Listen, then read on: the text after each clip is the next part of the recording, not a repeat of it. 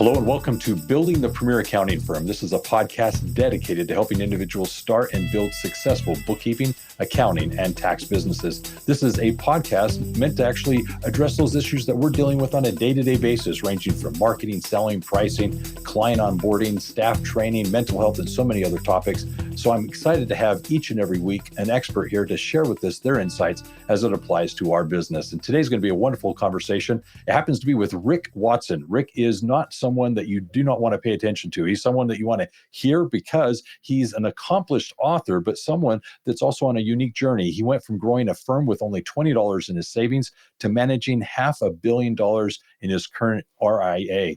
Now, as a CEO of a national referral network, he actually has several other businesses. Rick has become a student of running several businesses in the best possible way. He happens to have a book that is titled A Firm Worth Building, covering over 30 essential lessons from professional businesses, professional service businesses, where the owners actually are learning what they need to know from branding, considerations to increasing referrals through professional networks. Today, we're diving into some of these concepts and exploring Rick's insights on company culture, trust compression, and the challenges and nuances of growing a professional advice firm. So, Rick, welcome to the show. Super excited to be here, Roger. You know, there's a lot of things that you've accomplished in your career. And one of the things I want to begin with is just, first of all, starting that company with only $20 in the bank. I mean, give us some context for what that was looking like and some of the things that you were maybe challenged with to consider going out and becoming an entrepreneur. Yeah, so it was a really rough start. And, I was doing okay in a sales business. I was selling laboratory supplies. And I just hated the fact that I kept running into this limits, right? They would always adjust my territory, or they would adjust the number of clients I had or something like that. I just hated that. And so my dad had suggested that I start in the insurance business, which is sort of where it all starts from. And, at the time, there was still is, I think, a 95%, 95% of those folks are not in the business 5 years later. Wow. So that's the attrition rate. And it was ugly. I lived in a basement, a finished basement with dirt floors. There was like a concrete pad in the middle, had my bed on that. It was non-insulated. And I drove a VW diesel Rabbit. I would park down the street from where my clients, to go see a client. I had 2 suits. It was miserable. But I think that really helps you to appreciate where you came from and how hard, the amount of work it takes to get there. So well, I love entrepreneurs. Yeah, I appreciate you sharing it because I know some of my listeners, like you, are going through some extenuating circumstances as they're starting their business. There's a lot of sacrifice that many of us take as we're beginning our companies, and to the outside world, to the customer, oftentimes it's just it's not known. I knew a friend of mine when he was starting his financial services business. He was becoming a CFP at that point, and while he was doing his business during the day, he was working the graveyard shift at UPS. And so he was, doing what he needed to make ends meet as it related to his business. He provided for his family, but he has a thriving firm now, and it's something that he's very, very accomplished in. But knowing him in those beginning days and seeing the sacrifices he made, that's something that a lot of entrepreneurs don't really, put on their sleeves and let everyone see. We hold that close to our chest, and we don't really celebrate it too often. So I appreciate you sharing it. Now, with regards to your business, though, you grew and became very successful. And that brings us to basically 4 topics that I'm hoping to cover with you today, one of which begins with company culture and business growth. How do you define culture? That's where I would like to start. So, I would say that growth was not a straight line, which is how all these lessons got created. Yeah. So up and down and up and down. So company culture, I think that it's one of the things that really is underestimated. So many firms, and we work with accounting firms and law firms and all sorts of different kinds of firms, because a lot of that stuff gets referred to us, and we work with them in the National Referral Network. So, so many firms, they run the firm as a little fiefdom. They have no culture. They just, I'm an accountant, and at the end of the day, that's what I do, and everything else kind of just goes by the wayside. So what happens is they don't appreciate is that culture gets created whether they create it or employees create it. And I think one of the analogies I would use would be like a family. If you don't set rules for your family and set a culture for your family, it's how we treat other people, expectations of ourselves, all that stuff, right? So if you don't do that as a parent, one of your kids will do it. A neighbor will do it. And you might not like how they do it. It might take you in the opposite direction. I think the same thing happens in companies. So culture should be conscious. You decide what you want it to look like. You decide how we treat each other. And you do a lot of things to support that, just like in a family. You always go on trips together because we're a tight family. Yeah. Well, the same is true of a company, right? You do certain things to reinforce the culture that you want. Well, one of the things that I appreciate you bringing up is the fact that it's going to be created whether you intend to or not. And I really think a lot of people, when you step back from company culture, you first of all need to recognize is it's not as clear cut as standard operating procedures that you can sit down in a book and just write out, these are the steps that we're going to take. It's a lot more subtle. A lot of the things that I like to point out as it relates to culture is just the interactions you have, not only with employees, your staff, but it's also with your customers. Culture and suggest, what kind of expectations we have of one another as we're interacting with each other and how those interactions are meant to be. Are they positive, negative, swearing aloud in the office, time? Are we a culture where we respect one another's boundaries and let them have a life outside of the office? Or do we expect that they're available 24/7? I mean, there's expectations, there's things that we do that I think are subtle that we don't necessarily think we're doing, but nonetheless define the culture we're creating. And I do appreciate you pointing out that if we don't take the initiative and start defining our own culture, what those expectations and interactions are, somebody else will do it. It'll be, someone else in the office. It'll be something external that starts to define it. But ultimately, over time, it's defined, and people who are hired into the company quickly figure out, oh, okay, we don't take lunch before 11. Oh, okay, we don't talk to each other this way. Oh, okay, this is something that's expected of me. I guess I am supposed to be here at 8 in the morning. And those things may be unspoken, but eventually become very clear because they're part of the company culture. Is there anything you would add to that? Yeah, I think culture it makes it so much easier to hire your staff and to maintain staff. I mean, they're not just theoretical. And part of the reason we wrote the book was because so many people just sort of just think this is academic. It's not academic. It's how you run a firm well. And so having a defined culture helps you hire better. And hiring better, because now you know whether they fit or they don't fit. That's right. And so then how often I'm sorry, so and how, yeah, it's same with clients, same thing. Who do we have as clients? Who do we not have as clients? As soon as you start to define that, it makes running the firm so much more a pleasure. And I find so many firms, accountants, for example, don't like their accounting firms they run. Well, And it's because they didn't define it. Somebody else defined it. Well, they're working. It's so strange. it is. It is.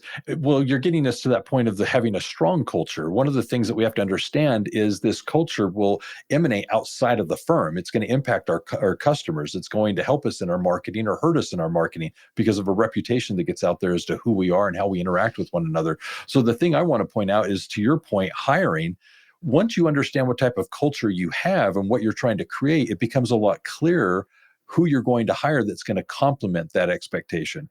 You can clearly see, this person won't mesh well with what we've built here internally, or this person clearly complements well what we're trying to build here as an organization. And it's not that the business owner is intending to build a clone of themselves. We're not trying to basically say everyone has to be like me, but it is recognizing that there are certain interests and things that we do that this person either will not fit well in or will.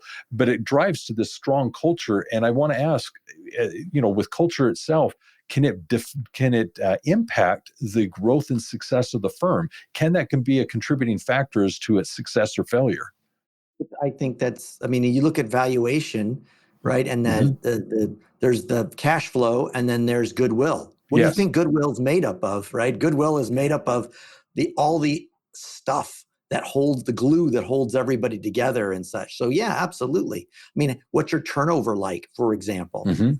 I think that the way you know that you've built a really strong culture is when your employees correct you for not being part of the correct culture. Like when they say this is unacceptable, when you have an employee that goes off the rails, but they do it for the right reasons, that's when you know you have culture, right? Because they're going to take care of that client because that's what we do here, or whatever it is, right? Oh, yeah. Yeah, I just think that when the employees correct you and you get chewed out by an employee for counts, for going against culture, wow, then you know you built a really great culture. Well, I'm going to give you an example of something, two examples, and I'd like your comment on each. The first example is I remember starting at Universal Accounting more than 25 years ago. And at that time, I wore a suit to work every day, literally a suit and tie to work every day. So gone are those days. I do wear a suit coat or a blazer quite often, but it isn't every day. And what I'm sharing is I remember distinctly when there was a suggestion we do Dress Down Fridays. And Dress Down Fridays was this new concept years ago, decades ago, where it was suggested that we, could wear Levi's to work and so forth. And I distinctly remember in the conversation a management decision where it was decided our culture isn't that we dress down. We're not casual about what we do around here. And we did not implement for years a dress down Friday. Now, today, none of my staff is wearing even a suit coat, let alone a shirt and a tie. But the point is that is the evolution that went about in our culture. It was, we're expected to be very professional. And I think that was kind of a cultural thing that was decided internally for a variety of reasons. And then the second one is we actually don't swear. We don't use curse words or whatever you want to refer to it as in the firm. It's a professional environment even to this day. And I bring that up because we had an incident just recently wherein, unfortunately, an individual in the company responded to a potential customer. Long story, but they basically said F you. And that was totally inappropriate. Now, they didn't know they were communicating with a potential customer. Unfortunately, the individual had somehow gotten the cell phone, the personal phone number of the employee, and was attempting to try and communicate with them that way professionally. And the individual didn't realize it was a potential customer and responded in kind. Well, whether personal or professional, I found that to be horribly unacceptable. I don't think that's something that is acceptable personally or professionally. But the point is I know in many circles, that's very common and very appropriate. So what I'm defining here is our culture, and whether or not you subscribe to that or feel you'll fit in with that is for you to decide, but it is who we are. What would you say to those two stories? Yeah, I think you are defining your culture. You're saying this is acceptable. I think at the end of the day, culture should be a reflection of the individual who runs and owns the firm. Mm-hmm. So yeah, that's what you're doing in both of those stories. And it's so funny because you could flip that on its head and you could make culture the opposite. Mm-hmm. You could, I mentioned Joe Rogan earlier before he was saying it, that his culture in his podcast that he does is a lot of cussing, right? Mm-hmm. It's part of That's who right. they are. And it's okay, right? Nobody would be, you go in there knowing what to expect. And I think, so just that one element where you could just do the opposite, right? Oh, yeah. I saw a law firm recently where she cusses like a sailor. It's fine. If that's what she's going to be, Yeah. just realize that's what you get and don't get upset when, Roger doesn't want to refer a client. That's right. It's kind of funny. I just had 2 weeks ago, one of my guests before we started the show ask, is cussing okay? And I actually said, that's a curious question because one, I've never been asked that, but two, to my knowledge, and I could be wrong here, but to my knowledge, over the nearly 300 episodes that I've recorded with various guests, I don't think we've had any swearing. Now, I'm sure there's something that slipped through in there, but it's just not something that commonly occurs in the conversations that I have. And I think people very quickly figure out that's not what's going to happen as you converse with me. So for whatever it is, it's just who I am and that's how I interact. But yeah, it's a cultural thing. And I don't think it's a good or a bad. It's just what is. Is that fair to say? Well, again, it's back to the family thing that we talked about, Yeah, right? yeah. I mean, it's a business. People get upset when you talk about businesses similar to a family, but they are in a lot of respects, right? And I think culture is just a really clean way of looking at those two. They are the same thing at the end of the day. Set the standard. Yeah, and I dare say, just like you brought up family, you spend more time often with the people you work with than you do with family. And so it's not uncommon to celebrate holidays and various things with the employees you work with, not just the family that you have. So yeah, culture plays into family and business. So very, very good. So before we leave this idea of company culture and how it can contribute to the success of a firm, is there anything more you'd want to add? Thanks for bringing it up. I was going to say two things. One is, it's funny, part of our culture is we always celebrate birthdays. So Ah, that's like a big deal. Everybody expects that. uh-huh. And we'll go out to lunch. It's the excuse for a party every birthday. And the other thing that we do that really helps to reinforce culture is we do a meeting every other week where we start with the meeting is made up of three things. It's I'm human. So Okay. what's a story about you? What's going on in your lives, right? What's a struggle or what's a celebration? Yeah. What did we learn? And a word from our founder. So that meeting occurs and people look forward to it. It's a fun sort of thing. Somebody brings brownies or whatever. And I think, again, that's culture, right? Where Yep. it's something we do every single time to reinforce this community, this tribe that we're trying to build. So I don't know if this is going to take us down a rabbit hole, but I do want to ask it. Before we leave culture, I've got to bring up the fact that I'm challenged with the idea that most of my employees now work remotely. And I've seen a cultural change in our company as we used to all be in a single building, working within our offices, doing things collectively, collaboratively. We were all accessible. We were all there during certain hours. To where today I've got people that are over various time zones. They're working as early as 6 in the morning to as late as, say, 8 or 9 at night. I've got people that are working fluidly throughout the day, starting the day, going and doing errands, doing things with their children, coming back to the work. And it's very much focused, key metric driven in the sense that there's clear expectations.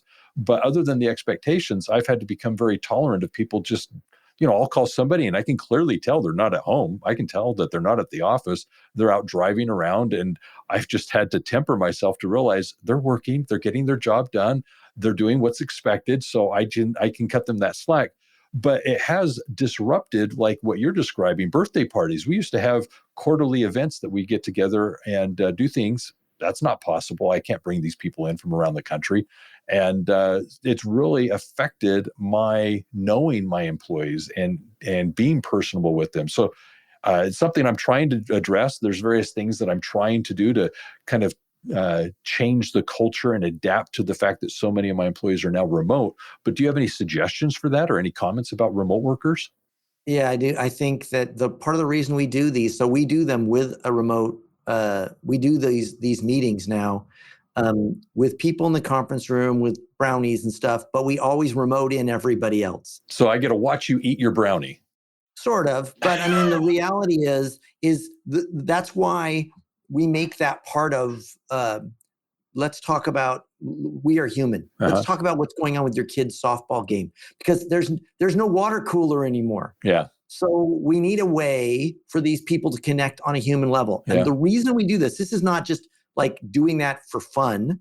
We do it because really quickly we can use each other like tools. You do this for me.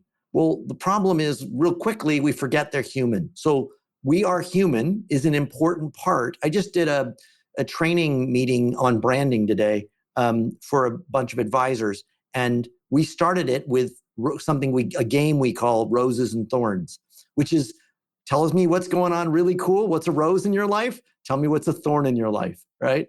And that we do that to connect these virtual communities so that they're all like, oh yeah, like last week you were talking about whatever it was, and they hear about it again. Yeah. And so there's this connectedness that a community is what we're trying to build. Well, I can say that with the company being as large as it is, it's hard to get to know my people at a personal level. Just because, if I did one, two, or three people, it's 15 minutes into the meeting where everyone's like, okay, can we get to why we're meeting here? So, yeah, challenges, and they're real, and they're things that we're facing, and they're things that we're trying to do to keep people feeling as if they're noticed and appreciated, but also contributing. And yeah, I think every company is dealing with this. So this is really good. Okay, let me jump to the next topic because this one really interested me. I know you speak to the idea of trust compression. First of all, I want you to explain the concept. So maybe in the beginning, trust compression is the concept of mindfully creating tighter appointments so that you can build trust faster. Okay. So let me give you an example. And it's built on this basic concept. People believe that it's the amount of time they spend with somebody that builds relationship. And we would dispute that. Okay. I think from empirically, what we found is that it's the number of interactions. Your brain does this little loop and it says, was that a good interaction? And so it could be a 5-minute interaction. Mm-hmm. But if I had 10 5-minute interactions with you, I would be further down the road that were positive than I would be in one 50-minute appointment, Yeah. for example. Okay. So how could you use this? You could use this so we broke our appointment process into 4 steps. And each of those steps is 15 minutes. It's more efficient industry-wide, at least in my side of the business, industry-wide, it's more efficient for me to do 2 1-hour appointments, like an opener and a closer, right? But it's efficient on the outside if I have to drive to someone's house or whatever. But virtual has changed everything. And so we do these 4 15-minute appointments, and I'm way further. My relationship is way older, probably 2 years old and I'm doing it in 3 weeks. So the way that we can prove that is I'll bring in a client at $3-4 million across that's on the East Coast. I'm on the West Coast. I've never met them, and I'll do that in 3 weeks. Well, tell me how I was supposed to do that. I don't think you can do that any other way than to make that so that you're a known quantity. Oh, hey, how you doing? And we talk a little bit about their baseball game or whatever. And it's that bar where everybody knows your name. That's very true. 2 things that come to mind as you're sharing that is, first of all, my daughter's love language is quality time. And one of the things that I learned as I became acquainted with this principle and how it applied to her is being with her, the time was insignificant to the quality of the time. She needed her attention to be on her. She needed to have my undivided attention. And it was when the quality time came into place that I started to realize that the amount of time was no longer necessary. I could have very good interactions with my daughter where she felt that I was seeing her, hearing her, and all of a sudden she felt like I was aware of her, I was present with her, and that filled her bucket. And it wasn't that it took me 2 hours to do it. I could do that in, like you're describing, a few minutes, 15 minutes, and she was on cloud 9. Well, in the professional setting, where I think that then lacks is oftentimes individuals' ability to build rapport with the other person that they're speaking with. Just getting to that point where you know, like, and trust that individual, and doing so efficiently and quickly is a testament to what you were just describing of ultimately getting over a 3-week period a sale of that magnitude. You're in a position where finally that person felt they were known and heard and understood, and they felt valued by you. Well, that's a skill that I believe all of us need to kind of accomplish. And what you described it as is that trust compression. Is that right? I think a caveat or a corollary of that is we've also found that it's the number of meals that you share with somebody that is a big part of relationships. We do client trips where I'll spend a week with a bunch of clients. But what's so interesting is that's the number of meals, Mm-hmm. right? I'm meeting them for breakfast, lunch, and dinner. They're not even, I mean, I was going to eat anyway. It's great. I don't know how you would use that like regular situation, but I'll tell you, I spend 7 days with somebody and there is no way. There's 21 meals. They will never leave because they're so bound to you. Humans are weird animals. We don't have the ability to separate business and personal relationships. They really quickly become one. Very well said. I like that. The concept that I'm familiar with that relates to this is breaking bread with someone. Yeah. If you just break bread with someone and have that relationship where you're eating, the conversation typically becomes a lot more casual and you become much more relatable. They see you in a natural environment. It's embarrassing when you spill something on you, but then all of a sudden it becomes endearing and you become very genuine to them. So they get to see you in a raw setting where you're no longer on this stage, if you will, performing. They get to see you in a real setting where you're just sitting back and breaking bread with one another. So yeah, I like that idea. this brings me to the next thing, which is edification and what role it plays in actually growing the company and professional network. So edification, where do you want to go with that? I love edification. I think it's one of the coolest ideas. So edification is essentially speaking well of each other. Okay, so that's in its that's you should always do that. No, Building that's not. It someone doesn't up. happen. Right, building somebody up. That's true, but it's not done professionally very often. In fact, I would say 95% of what's out there is the opposite. It's de-edification. So I have or commoditization. Okay. So let's just take the first one. If I could say, hey, I'm going to send this client over to Roger. So there's two elements of edification. There's internal and external. So let's start with external. I'm going to send a client over to Roger. Okay. So I want to send this client over. I want you to go talk to Roger. He's an accountant. Right. That's really great. Right. So what I did was I commoditized you instantly, right? Because now there's all these okay, click the box of other accountants that I know. Okay. I could have said, I'll de-edify you. I'm going to send you over to Roger. Roger's really busy, super smart accountant, but if he doesn't get back to you right away, he'll get back to you eventually, okay? He's just really busy. Well, what I did is cut your legs out from under you. Why would somebody do this? When it's 95% of the time what's happening, the reason that's happening is because other professional advisors are fighting for superiority or primacy in that client's head. What they really are afraid of is I'm going to give up client control to Roger, so I'm going to knock a little bit of steam out of him just so that I'm always on top. And edification is exactly the opposite. I'm going to give you a client with a head of steam. I'm going to say, first, let me tell you about Roger. Now, I don't know if you know this. He just loves fishing. I don't know if he does or not. That's not the point, okay? But, and we were out fishing the other day, and he did, whatever the story is, now he's not a commodity. He's Roger, the accountant who also likes to fish. I've known him for 20 years, and I've never had a bad experience. Whoa, pretty strong, right? And I'll tell you this, whatever Roger says, you should do, okay? So now that client's going to just lay down for you. Whatever you want, I've built you up, okay? And people are afraid of doing that because they're afraid of losing control, of weakening themselves. But we found it to be so helpful. And it's one of the things that we teach in the National Referral Network is this idea of, hey, we all need to play nice together and we all need to elevate each other. All right. So that's external. Let's talk about internal. Okay. If you're the badass accountant, nobody's going to want to work with anybody else other than you because you're the top of the food chain. But you're like, well, I can't scale. Well, the reason you can't scale is because you've de-edified everybody else around you. So what you need to say is, look, I'm pretty good at what I do, okay? But I'll tell you, there is nobody better than my staff support person, Shannon, at taking care of people on a daily basis. Like if you have a question, you have a problem, you shouldn't call me. You should always call her because she's just freaking awesome. And that's going to how I edify her to put. Now, if she does it right, and this is appropriate in the external as well, they should edify you when you come in.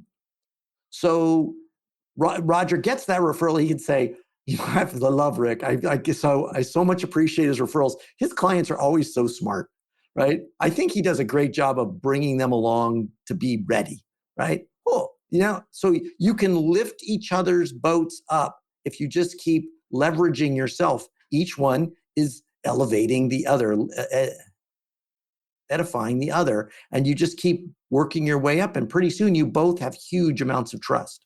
I'm liking this for a variety of reasons. One, you brought up networking and how this is great for referrals in the sense of how you recommend someone. I think the fact that you illustrated it by expressing the personal side of someone, you knew them on a personal level. You had something positive to say about them as an individual. That was huge. Second, with regards to their credibility as a professional, you were able to speak highly of their skills, their abilities. You were able to recommend them to the point of saying, if they say do something, do it. I like the fact that you were able to give them that credit in the referral to simply say you're highly recommending this person personally and professionally. But the third thing that I think really stood out is this idea that I was taught young as a child from my mother. If you don't have anything nice to say, don't say anything at all. It's just focusing on the positive. And as a salesperson, there is that tone of embellishment. It's kind of like what Jimmy Fallon does. Everybody on the show is the best, the greatest, and he loves them the most. And I think that's totally fine because it's endearing. A lot of times what happens is you're just basically saying if I didn't, if I didn't believe enough in this person, I wouldn't recommend them. So in this idea of edifying, you're definitely putting that person that you're talking of on a pedestal, and you're pointing out the good characteristics of them personally and professionally. So that was really good. I like that. Here's where I want to go. Time has quickly faded on us here, and I think we've accomplished a lot just in the conversations we've had. I'm going to come back to you for a closing thought. But before I go to the closing thought, I want to share with my listeners a few things that I think you really want to pay attention to. First of all, Rick happens to have a book that you do want to get. It's something that is meant for you so that you can actually work on your business as it relates to growing your company. The book itself is something that you can go online and get by going to the episode description. And in the episode description, clicking on the link to go to his site, wherein you can actually now get a copy of it. And here's the beauty of it. He has actually a promotion going on currently where by getting the book, if you read it and leave a review on Amazon, he'll actually pay you back for the purchase of the book.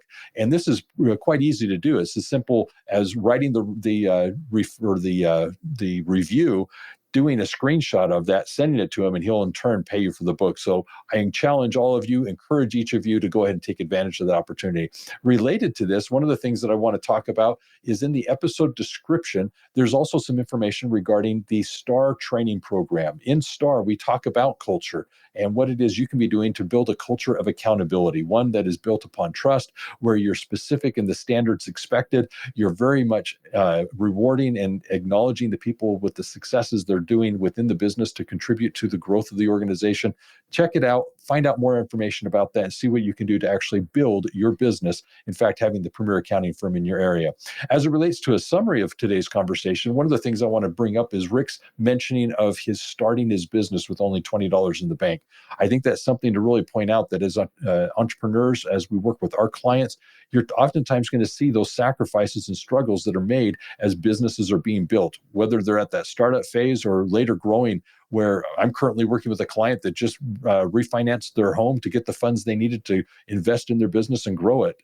Well, those sacrifices shouldn't go unnoticed. And as we work within our own companies or with our clients, we need to be better at acknowledging those types of sacrifices. But at the same time, we talk about culture. And I think culture is one of those intentional things we need to be more conscious of as we're running our businesses, to first of all realize, are we influencing what we expect as it relates to employee interactions, employee expectations, customer interactions. These are various things that culturally we need to consciously consider, because we are at the helm determining what that culture is going to be like. And as Rick pointed out, it then makes the hiring so much easier, because we can look for those complementary things that contribute to the growth of our culture and our organization, simply because we're more aware of what fits in and how it will help.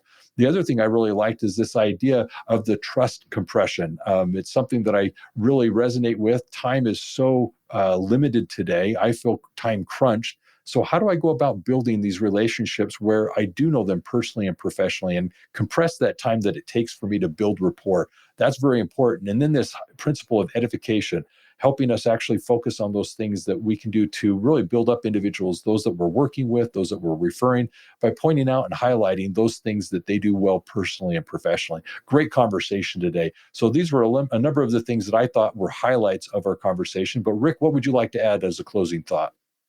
Yeah, I just think you build your business on a solid foundation.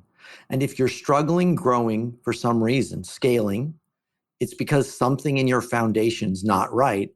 The book has 29 lessons. We've talked about what, 2 or 3? So 29 lessons about how to build the practice properly, and then to scale it so that you can grow. And the last thing I'll say is that I think a lot of accounting that I've seen, they are worried about they're trying to limit their growth at some point. And its reason is because they didn't build it properly in the first place, right? If you do it properly, this thing should be able to scale and scale and scale, to your point, your premier accounting practice. And the reason it's able to do that is because you built it on a solid foundation. So.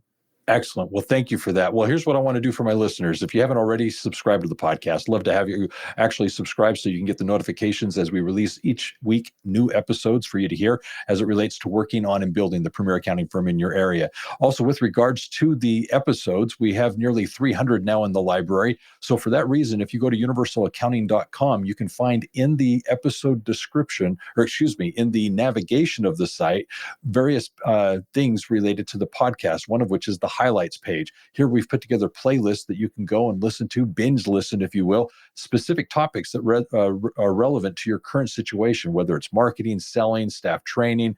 It's just basically hearing from the experts on topics that are specific to your current needs. So go check out universalaccounting.com in the podcast section, the highlights. The other thing I want to mention is GrowCon. GrowCon is an annual conference for accounting professionals, individuals who own bookkeeping, accounting, and tax businesses. It's a conference you want to attend. You need to be there. Why? To hear from the experts over the stage and at the same time meet with your peers, other individuals like you who are running successful businesses, to learn what they're doing well and, more importantly, collaborate and perhaps take care of your clients even better. And then lastly, see your staff, the staff of Universal Accounting, who are committed to help you be in business for yourself, but not by yourself with Universal Accounting. All these things are available at GrowCon. Check it out. Find out more about what we're doing to ensure you have the tools, the resources you need to be successful. In addition, I also want to invite you that if there's anything that we've discussed on this episode or others that you'd like to discuss further, feel free to reach out to us. You can give us a phone call at 801-265-3777, or you can visit us at universalaccountingschool.com. And always remember this, if it's about accounting, it is universal. Take care and have a great day.